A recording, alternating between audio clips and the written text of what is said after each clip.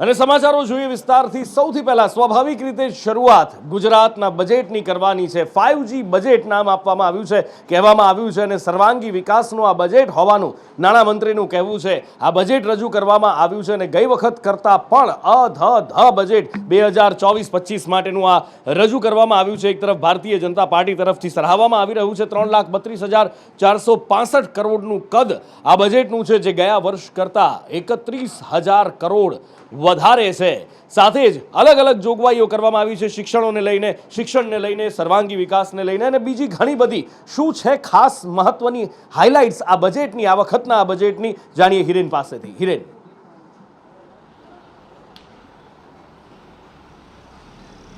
નાણામંત્રી તરીકે કનુભાઈ દેસાઈએ સતત ત્રીજી વાર આ બજેટ રજૂ કર્યું છે અને અત્યાર સુધીનું સૌથી મોટું કદ બજેટનું આ વખતે જોવામાં આવી રહ્યું છે। 3,33,000 કરોડ કરતાં વધુની રકમનું આ બજેટ છે। ગત બજેટ કરતાં લગભગ 11% એનો વધારો કરવામાં આવ્યો છે। જોકે આ બજેટમાં મોટા ભાગે નવી બાબતો ઘણી ઓછી છે। જે જૂની ચાલુ કામો છે, જૂની યોજનાઓ છે, એને જ સાથે રાખી અને એમાં કામો નવા કરવા માટેની જોગવાઈઓ વધારો કરવામાં આવ્યો હોય એ પ્રકારનો એક પ્રકારે અંદાજ દેખાઈ રહ્યો છે। નવી જે યોજનાઓ 2 થી 3 લોન્ચ કરવામાં આવી છે એમાં બાળકીઓ અને બાળકીઓમાં પણ ખાસ પોષણ અને તેના આરોગ્યને ધ્યાનમાં રાખી પ્રધાનમંત્રી નરેન્દ્ર મોદીના નામ પર નમો નામનો ઉપયોગ કરીને અલગ અલગ 3 યોજનાઓ છે તે પણ રાજ્ય સરકારે આ વખતે જાહેર કરી છે। આ સિવાય અલગ અલગ 7 મહાનગરપાલિકા બનાવવા માટેની જાહેરાત કરવામાં આવી છે। આ 7 મહાનગરપાલિકાઓ જે છે એ મોટે ભાગે ઉત્તર ગુજરાતથી લઈ દક્ષિણ ગુજરાત અને સૌરાષ્ટ્ર કચ્છને પણ આવરી લેવામાં આવી છે, જેમાં મહેસાણા, નવસારી, વાપી, ગાંધીધામ એમને પણ મહાનગરપાલિકાનો દરજ્જો આપવાની જાહેરાત કરવામાં આવી છે। શિક્ષણ વિભાગમાં સૌથી વધુ લગભગ 55,000 કરોડ કરતાં વધુનું બજેટ છે એ આ વખતે ફાળવણી કરવામાં આવી છે। કૃષિ વિભાગ માટે 22,194 કરોડની જોગવાઈ કરવામાં આવી છે। એટલે ઓવરઓલ આ બજેટ જે છે એ બજેટમાં નવી યોજનાઓ પર ભાર મૂકવાના બદલે જે જૂની યોજનાઓ છે એને જ લંબાવી અને એમાં વધુ નાણાંની ફાળવણી કરવામાં આવી છે। બિલકુલ, એટલે શિક્ષણ ઉપર સૌથી વધારે ભાર આપવામાં આવ્યો છે। એની સાથે સાથે કહેવામાં આવી રહ્યું છે કે ગુજરાતનું આ બજેટ છે, આ 5G બજેટ છે। 5G બજેટ એટલે શું, શા માટે 5G બજેટ કહેવાયું છે, વિકાસ પાસેથી જાણીએ। આજે જ્યારે કનુભાઈ દેસાઈ જ્યારે આ બજેટ રજૂ કરતા હતા તેમણે કહ્યું કે મુખ્યમંત્રી ભૂપેન્દ્ર પટેલના સપનાનું આ ગુજરાતનું બજેટ છે, જેમાં જે 5G ગુજરાત વિશે તેમણે વાત કરી છે। તેમાં તેમણે કહ્યું હતું કે ગરવી હોય કે પછી ગુણવંત કે પછી ગ્રીન ગતિશીલ ગુજરાત, આ તમામ અલગ અલગ તેમણે 5G વિશે વાત કરી હતી। ગરવી ગુજરાત એટલે એવું ગુજરાત કે જે અન્ય પ્રદેશો કરતાં કોઈક અલગ પડતું હોય। ગ્રીન ગુજરાત એટલે કે જે રિન્યુએબલ એનર્જીમાં માનતું હોય કે પછી સર્ક્યુલર જે ઇકોનોમી છે તેમાં માનતું હોય। ગતિશીલ ગુજરાત એટલે એવું ગુજરાત કે જે અન્ય પ્રદેશ કરતાં તેની ગતિ વધારે હોય અને કોઈ એવી પરિસ્થિતિ પણ સર્જાય કે જ્યારે વિષમ પરિસ્થિતિ હોય તેમાં પણ ગુજરાત આગળ વધે, તેવા એક ગુજરાતની પરિકલ્પના આ બજેટમાં કરવામાં આવ્યું છે। સાથે લીવ વેલ અર્નિંગ વેલ એટલે કે સારી રીતે જીવન જીવો, સારી રીતે કમાઓ, એ ઉદ્દેશ્ય સાથે પણ આ બજેટ રજૂ કરવામાં આવી રહ્યું છે। રામ રાજ્ય અને સુશાસન આપણા દેશ ગુજરાતમાં આવે અને 2047 વિકસિત ભારતમાં જે ફાળો ગુજરાત આપી શકે તે પ્રમાણે આ બજેટ રજૂ કરવામાં આવ્યું છે। બિલકુલ, અને આગળ વાત કરવી છે તોડકાંડની, જેના છાંટા ખાખી ઉપર ઉડ્યા છે અને ખાખી દાગદાર થઈ છે। આખરે તરલ ભટ્ટને ઝડપી પાડવામાં આવ્યો છે, પણ એ પછી પણ ઘણા બધા સવાલો ઊભા થઈ રહ્યા છે। જિગ્નેશ મારી સાથે છે। જિગ્નેશ, જે રીતે જે સરળતાથી તરલ ભટ્ટ પકડાઈ ગયા અને એ પછી વિકાસ સહાય ડીજીપી એમનું એટીએસમાં ત્યાં જવું ઘણું બધું કહી જાય છે। નુપુર, તરલ ભટ્ટની પોલીસ ખાતામાં સાયબર એક્સપર્ટ તરીકે તેમની છાપ હતી, એટલે કે તે પોલીસની કામ કરવાની સિસ્ટમથી તો જાણકાર હતા, પરંતુ પોલીસ જો તેમની પાછળ પડે તો કેવી રીતે બચવું તેના પણ તે જાણકાર હતા। પરંતુ રહસ્યમય રીતે અચાનક જ તે હાજર થયા, એટીએસે તેમની ધરપકડ કરી લીધી, નથી તેમની પાસેથી મોબાઈલ મળ્યો કે નથી બીજા કોઈ એવા ડિજિટલ ઉપકરણ મળ્યા કે જેના આધારે તેમનું લોકેશન ટ્રેક કરી શકાય। માટે જ આ વાત શંકા ઉપજાવનારી છે કે 5-5, 6-6 દિવસથી જે પોલીસ અધિકારી એટીએસ અને આખી રાજ્યની પોલીસને થાપ આપી અને ફરાર હોય તે અચાનક કેવી રીતે પોલીસના હાથમાં આવી જાય। જો કે હવે એટીએસે સત્તાવાર તેની ધરપકડ કરી લીધી છે। રાજ્ય પોલીસ વડાએ સ્પષ્ટ સૂચન આપ્યું છે કે કોઈપણ પ્રકારની એટલે કે પોલીસ અધિકારી હોવા છતાં હવે તે આરોપી છે અને તેના ઉપર સહેજ પણ શરમ ન રહેવી જોઈએ। કાયદાકીય પ્રવૃત્તિ પ્રમાણે તે હવે એક આરોપી છે અને તેને એક આરોપી તરીકે ટ્રીટ કરવામાં આવશે। સાથે જ આવતીકાલે તરલ ભટ્ટને કોર્ટમાં રજૂ કરી અને તેના જે એટીએસ છે તે રિમાન્ડ માગશે અને રિમાન્ડ પહેલાં પોલીસનું કહેવું છે એટલે કે એટીએસના અધિકારીઓનું કહેવું છે કે તેમની પાસે પૂરતા પુરાવા છે। જે ભોગ બનનાર કાર્તિક ભંડારી હતો તેમનું તેઓએ 164 મુજબનું નિવેદન લીધું છે, જેથી આગોતરા જામીન અરજી પણ રદ થશે અને લાંબા સમય સુધીના પોલીસને રિમાન્ડ મળે તે પ્રકારની એટીએસે કાર્યવાહી હાથ ધરી છે. સાથે 3 રાજ્યમાં તે ફર્યા હોવા છતાં શા માટે તે લોકો લોકલ કોઈ પોલીસ અધિકારીની અથવા તો અન્ય કોઈ બોર્ડર ઉપર રહેલી પોલીસને જાણ ન થઈ તે અંગે પણ એટીએસ તપાસ કરી રહી છે. કારણ કે એક દિવસ શ્રીનાથજી અને 2 દિવસ તે અન્ય રાજ્યમાં રોકાયા હોવાની હકીકત સામે આવી છે, જેને લઈ હવે એટીએસ તપાસ કરી રહી છે. બિલકુલ, એટીએસ તપાસ કરી રહી છે અને તપાસમાં ક્યાંય પણ કોઈ પણ કચાશ ન રહી જાય એના ઉપર ખુદ રાજ્યના પોલીસ વડા ડીજીપી ધ્યાન આપી રહ્યા છે. કારણ કે જેવી ધરપકડ થઈ કે ડીજીપી ખુદ એટીએસ પહોંચ્યા હતા અને ત્યાં જઈને કદાચ શું વાત કરી હશે, શું કહ્યું હશે એ અંદાજ લગાવવો તો અઘરો છે, પણ વિકાસ સહાયે ત્યાં પહોંચ્યા પછી એક પ્રેસ કોન્ફરન્સ કરી અને ત્યારબાદ ત્યાં શું કાર્યવાહી માટેના આદેશ આપવામાં આવ્યા છે અથવા તો શું કરવામાં આવી શકે છે તેના વિશેની વાતચીત કરી. આ જૂનાગઢના કેસમાં જે તપાસ એન્ટી ટેરરિસ્ટ સ્ક્વોડને સોંપવામાં આવી હતી, તરલ ભટ્ટ, પોલીસ ઇન્સ્પેક્ટર તરલ ભટ્ટને આજરોજ એટીએસના તપાસ કરનાર અમલદાર દ્વારા અટક કરવામાં આવ્યું છે અને અટક કર્યા પછી અને પહેલાં એની ઊંડાણથી પૂછપરછ કરવામાં આવી છે અને હવે કાયદેસરની કાર્યવાહી જે કે આગળ કરવાની રહેશે એ કાર્યવાહી કરવામાં આવશે. આ સમગ્ર તપાસમાં અન્ય જે બાબતો છે, અન્ય જે એવિડન્સ છે એ કલેક્ટ કરવા માટે અલગ અલગ લોકોની પણ અને વિટનેસીસની પણ અત્યારે પૂછપરછ ચાલુ છે અને એવિડન્સ કલેક્ટ કરવા માટેની તમામ પ્રક્રિયા તપાસ કરનાર અમલદાર દ્વારા કરવામાં આવી રહી છે. વડોદરાની અંદર આટલી મોટી હોનારત થઈ, આટલી મોટી દુર્ઘટના થઈ, માસૂમો મોતને ભેટ્યા અને એ પછી તપાસના ધમધમાટ ચાલી રહ્યા છે અને આટલા દિવસો પછી એક વધુ ચોંકાવનારો ખુલાસો થયો છે બોટ માલિક અંગેનો. એ બોટ હતી એ ભારતીય જનતા પાર્ટીના કાર્યકરની હતી. ભારતીય જનતા પાર્ટીનું વડોદરા મહાનગરપાલિકામાં શાસન છે. બોટ ભારતીય જનતા પાર્ટીના કાર્યકરની હતી. એ કાર્યકરના ઘરે જ્યારે અલ્પેશ ભટ્ટના ઘરે સંદેશ ન્યૂઝ પહોંચ્યું, એમના પત્ની સાથે પણ વાતચીત કરી તો એમનું કહેવું કંઈક જુદું છે કે મોટા મગરમચ્છોને છોડીને મુકાય એના માટે નાની નાની માછલીઓને પકડવામાં આવી રહ્યા છે.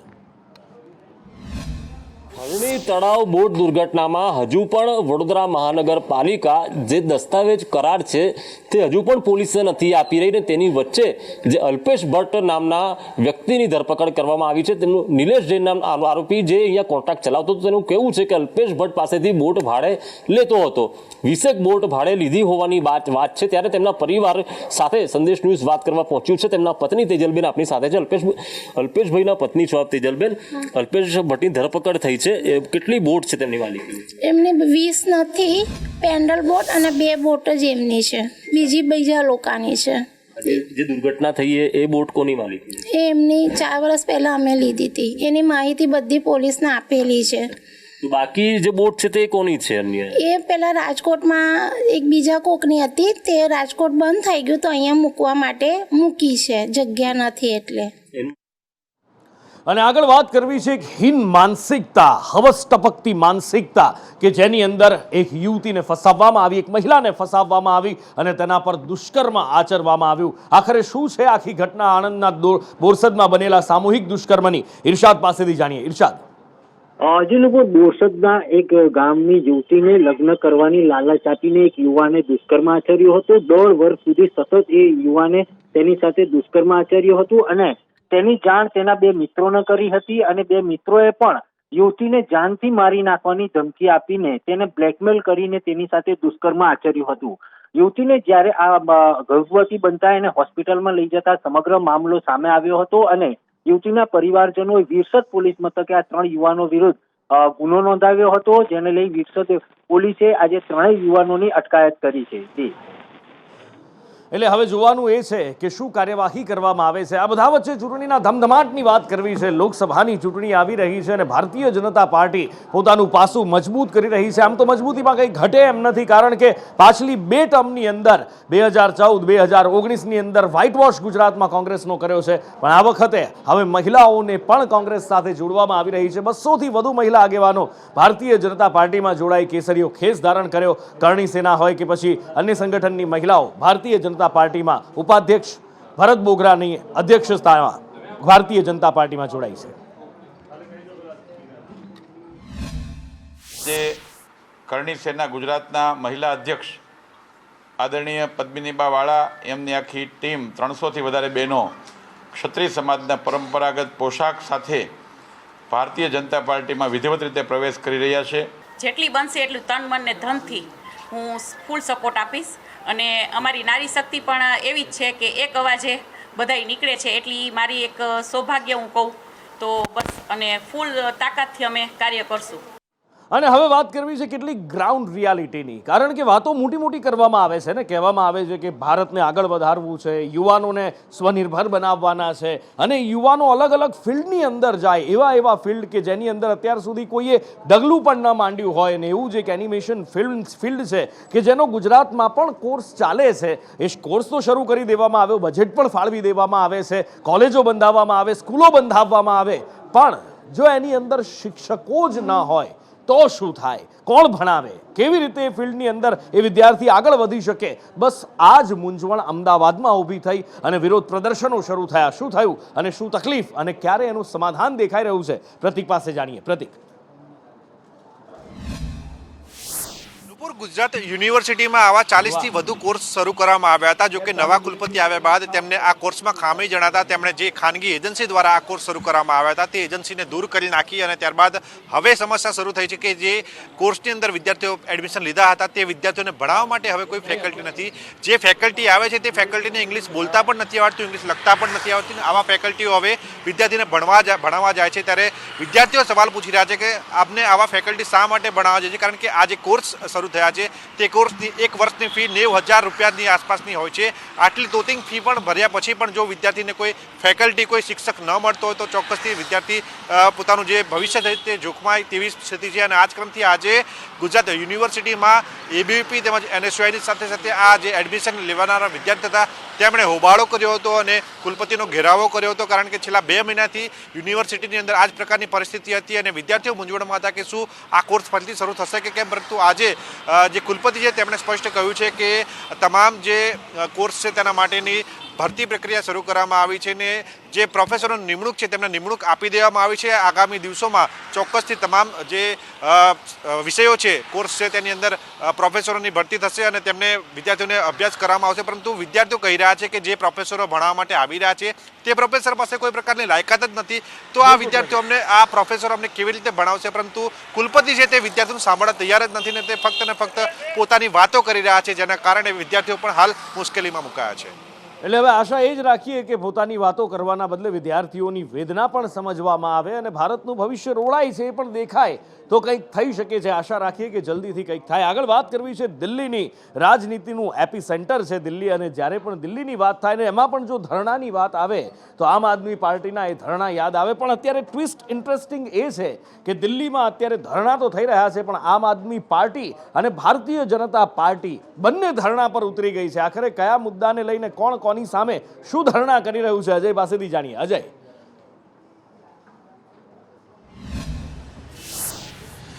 जी नुपुर, आम आदमी पार्टी और भारतीय जनता पार्टी का एक दूसरे के खिलाफ प्रदर्शन था और एक ही जगह पे था. जहां पे आम आदमी पार्टी भारतीय जनता पार्टी के मुख्यालय पे प्रदर्शन करना चाहती थी, वहीं पर भारतीय जनता पार्टी आप मुख्यालय पे प्रदर्शन करना चाहती थी. तो ऐसे में दोनों दलों के बीच कार्यकर्ताओं में टकराहट हो सकती थी. इसी को बचाने के लिए जो दिल्ली पुलिस है उसने 7 लेयर की बैरिकेडिंग कर करके दोनों को अलग अलग किया हुआ था. लेकिन आम आदमी पार्टी को प्रदर्शन की इजाज़त नहीं मिली थी. बावजूद इसके आम आदमी पार्टी के जो वर्कर्स थे और खास करके दिल्ली के जो चीफ मिनिस्टर हैं वो पार्टी मुख्यालय पहुंचे और वहां पर प्रदर्शन में भी हिस्सा लिया और साथ ही साथ अरविंद केजरीवाल की तरफ से कई सारे वार किए गए. खास करके आम आदमी पार्टी का जो प्रदर्शन था, जो चंडीगढ़ में मेयर इलेक्शन हुआ है जिसमें भारतीय जनता पार्टी की जीत हुई है, 8 वोट एक तरह से निलंबित किए गए थे. उसको लेकर के अरविंद केजरीवाल की तरफ से हमला किया गया और कहा गया कि 8 वोटों की चोरी हुई है और धांधली पूरे इस इलेक्शन में की गई है और भारतीय जनता पार्टी को प्रशासन की तरफ से जानबूझ के जिताया गया. इसी आरोप के साथ आम आदमी पार्टी का प्रदर्शन था. लेकिन चूंकि आज 2 तारीख है और आज ही ईडी के सामने अरविंद केजरीवाल को पेश होना था, खास करके दिल्ली में शराब घोटाले को लेकर के, इसी बात को लेकर के भारतीय जनता पार्टी की तरफ से प्रदर्शन था और कहा गया भारतीय जनता पार्टी की तरफ से कि अगर अरविंद केजरीवाल साफ पाक हैं तो ईडी के सामने कम से कम वो ईडी के सवालों का जवाब दें. और साथ ही साथ भारतीय जनता पार्टी की तरफ से कहा जा रहा है कि शराब घोटाले में जो दिल्ली के जो उप मुख्यमंत्री हैं मनीष सिसोदिया या संजय सिंह अब जेल के सलाखों के पीछे है, लेकिन इस पूरे मामले के जो किंग पिन हैं वो अरविंद केजरीवाल ही हैं. तो भारतीय जनता पार्टी की तरफ से कहा गया है कि जब तक अरविंद केजरीवाल जेल में नहीं जाते हैं तब तक भारतीय जनता पार्टी का जो प्रदर्शन है वो लगातार जारी रहेगा। तो कुल मिला के एक टकराव की स्थिति बनते बनते बची थी, उसको दिल्ली पुलिस ने कहीं न कहीं 7 लेयर की बैरिकेडिंग बना करके दोनों को अलग अलग रखा। जी અને આગળ વાત કરવી છે બુધવારે વારાણસી જિલ્લા કોર્ટે આપેલા એ ઐતિહાસિક ચુકાદાની કે જેમાં જ્ઞાનવાપીના ભોંયરામાં એટલે કે વ્યાસજીના ભોંયરામાં વર્ષો પછી પૂજા પાઠ કરવાની વ્યાસ પરિવારને પરવાનગી આપવામાં આવી છે અને ત્યારબાદ હવે મુસ્લિમ પર્સનલ લો બોર્ડ જો કે મુસ્લિમ પક્ષકારો છે તેમણે ઉપલી અદાલતમાં જવા માટેની વાત કરી દીધી છે। તેમણે કહ્યું છે કે તેઓ આ લડત ચાલુ રાખશે અને આ બધા વચ્ચે મુસ્લિમ પર્સનલ લો બોર્ડનું નિવેદન સામે આવ્યું છે। તેમનું કહેવું હતું કે ભોંયરામાં પૂજા થતી હતી 1993 પહેલાં એ વાત ખોટી છે। એએસઆઈના રિપોર્ટ પર હજી સુધી કોઈ યોગ્ય ચર્ચા નથી થઈ વગેરે વગેરે વાતો કહ્યું। શું કહ્યું તેમણે હવે એ જુઓ। All India Muslim personal law board की तरफ से प्रेस कॉन्फ्रेंस की गई और खास करके ज्ञानव्यापी के फैसले जिला कोर्ट के फैसले के बाद जो व्यास तहखाने में पूजा का अधिकार दिया गया है उसको लेकर के आप लोगों की तरफ से आपत्तियां दर्ज कराई गई, लेकिन साथ ही साथ ये भी कहा गया कि रास्ता उस तरफ न ले जाया जाए जो खराबी की तरफ बढ़े। तो आप लोग कहना क्या चाह रहे हैं? हमारा कहना ये है कि समाज में इंसाफ कायम रहे और इंसाफ को कायम करना सिस्टम की जिम्मेदारी है। उसमें पॉलिटिशियंस भी हैं, उसमें ब्यूरोक्रेसी भी है, उसमें जुडिशरी भी है, समाज के और भी इदारे हो सकते हैं। तो समाज के ये जो बड़े ताकतवर इदारे हैं, लेजिस्लेशन हो या ब्यूरोक्रेसी हो, एडमिनिस्ट्रेशन हो या जुडिशरी हो, બજેટ આજે રજૂ કરવામાં આવ્યું છે એની સાથે સાથે મહત્વની જાહેરાત પણ કરવામાં આવી છે। અત્યાર સુધી 8 મહાનગરપાલિકા ગુજરાતની અંદર હતી પણ હવે બીજી 7 મહાનગરપાલિકાઓ ઉમેરાવા જઈ રહી છે। કઈ કઈ છે એ નગરપાલિકાઓ જે મહાનગરપાલિકા બનશે કૃણાલ પાસેથી જાણીએ। કૃણાલ।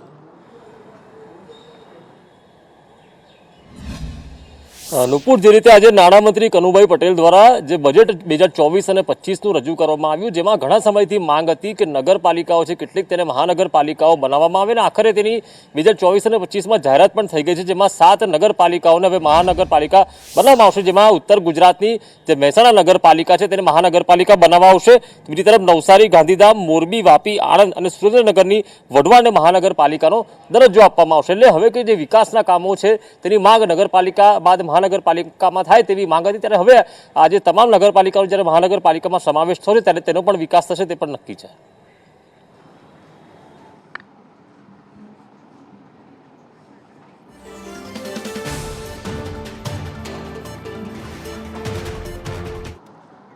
જે બજેટ રજૂ કરવામાં આવ્યું છે ભારતીય જનતા પાર્ટી તરફથી એને વિકાસલક્ષી બજેટ કહેવામાં આવી રહ્યું છે, 5G બજેટ કહેવામાં આવી રહ્યું છે, આશાઓ પૂરી કરનારું બજેટ, વિકસિત ભારત તરફ લઈ જતું બજેટ કહેવામાં આવી રહ્યું છે। પણ સામા પક્ષે સ્વાભાવિક રીતે વિપક્ષમાંથી આકરી પ્રતિક્રિયાઓ મળી રહી છે। અર્જુન મોઢવાડિયાએ બજેટ ઉપર પ્રહાર કર્યા છે। શું કહ્યું તેમણે એ જુઓ।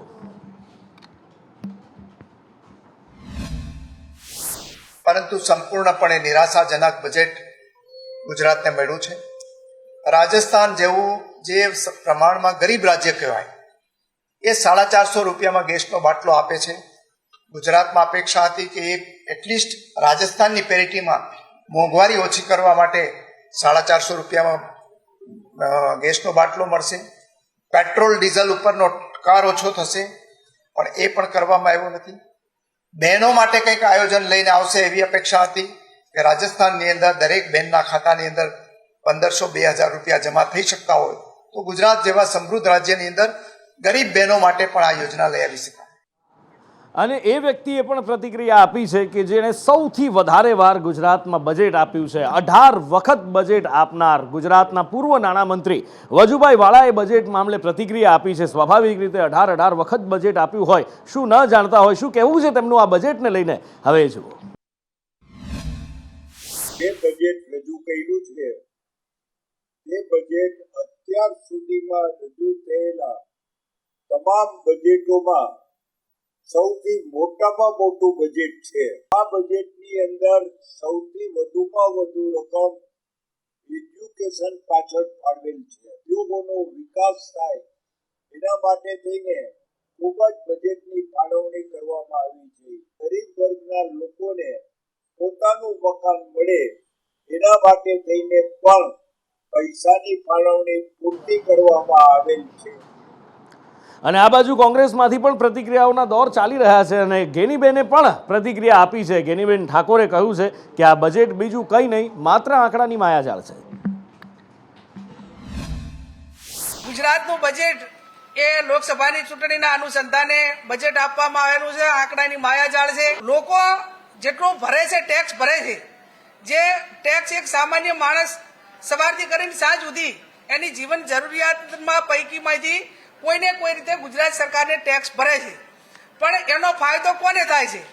જે ગણ્યા ગાંઠ્યા લોકોને, અને જ્યાં એમને આડકતરી રીતે જે મદદ કરવાની થાય એને જ લેવાનું, બધાય પાસે આપવાનું ગણ્યા ગાંઠ્યા લોકોને. વન્ય પ્રાણીઓની વસ્તી વધી રહી છે, એમાં પણ દીપડાની વસ્તી વધી રહી છે એવું આંકડા કહી રહ્યા છે. અને શું જંગલ ટૂંકું પડી રહ્યું છે એ સવાલ ઊભા થઈ રહ્યા છે. અને ફરી એકવાર સુરત જિલ્લામાંથી આ સવાલ ઊભો થયો છે. એનું કારણ એ છે કે માંગરોળમાં ખેતરમાં દીપડાના બચ્ચા મળી આવ્યા છે. એનો મતલબ એ છે કે દીપડો અહીંયા આગળ પોતાના બચ્ચા સાથે રહે છે. બની શકે કે કદાચ અહીંયા જ એની પ્રસૂતિ થઈ હોય. આ માંગરોળના જે ખેતરો છે અથવા તો ગ્રામ્ય વિસ્તારો છે એને જ પોતાનું પરમાનન્ટ ઠેકાણું બનાવી દીધું હોઈ શકે. શેરડી કટિંગ કરતી વખતે આ બચ્ચા ધ્યાનમાં આવ્યા હતા અને વન વિભાગને જાણ કરવામાં આવી હતી અને જેની લાંબા સમયથી રાહ જોવાઈ રહી હતી. આખરે હવે એ નજારો જોવા મળી રહ્યો છે. એ સફેદ ચાદર પથરાયેલી હોય, બરફના થર થઈ ગયા હોય અને પહાડોની ચોટીઓ, પહાડોના શિખરો ઢંકાઈ ગયા હોય.